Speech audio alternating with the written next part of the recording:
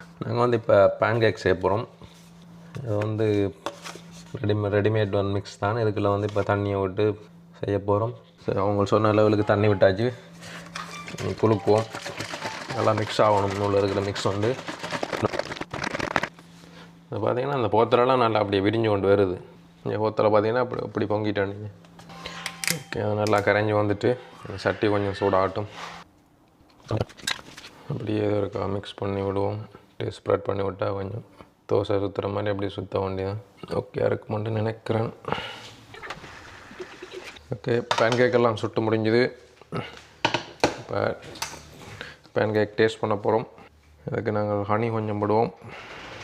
Already அது வந்து இனிப்பாக தான் இருக்குது. ஹனி அவ்வளோ தேவையில்லை, சும்மா மேலால் கொஞ்சம் போட்டால் ஓகே நினைக்கிறேன். ஹனி டேஸ்ட் பண்ணி பார்ப்போம் அப்படி இருக்குன்னு சொல்லி. வந்து அடிக்கடி சாப்பிட்றது குறைவு, நாலு பிறகு சாப்பிட்றேன். அப்படியே மடித்து போட்டு அப்படியே வாய்க்க வைப்போம். ஹனி விட்டு சாப்பிட நல்லா இருக்குது. இந்த பேன் கேக் வந்து நல்லா சாஃப்டாக இருக்குது. டேஸ்ட் பார்க்குறப்போ கூப்பிடுவோம். இப்போ தான் ஃபஸ்ட் டைம் பேன் கேக் சாப்பிட்றாரு. பார்ப்போம் என்ன செய்கிறாருன்னு. என்ன ஜம்மியா?